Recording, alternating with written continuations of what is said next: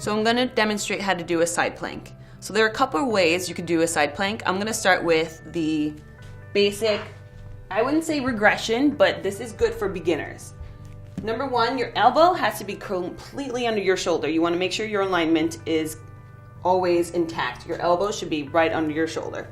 Okay, you keep your arms flat like this, your hand flat like this.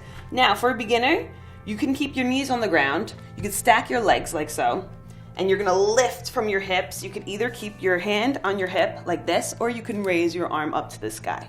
Now, this can be challenging for a lot of people, this alone. You wanna make sure you're squeezing from your glutes. You wanna make sure that your hips are going up to the sky as much as you can, as if somebody had a string around your hips and they were pulling you up. Now, you could hold this for 30 seconds or 1 minute. If you find that to be too easy, you can go into a normal side plank. A couple ways you can do this. Again, your shoulder under your elbow, or your elbow under your shoulder, feet stacked, and you can lift from here.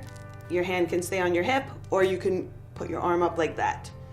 Again, you want to make sure that your hips are going up to the sky. You're very active in this. I don't want to see you down here like this. Your hips should be up the whole time you're squeezing your glutes.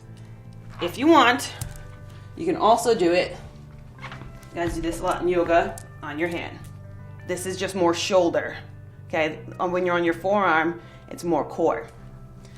Now, an even more harder version, more difficult version, would be to go back to your forearms, come up.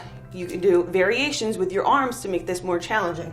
So you could reach underneath you, come back up, reach underneath you, come back up. Let's say for 10 reps, you could come up and down with your hips, or you could do something called the starfish side plank and hold that guy. And that's how you do a side plank.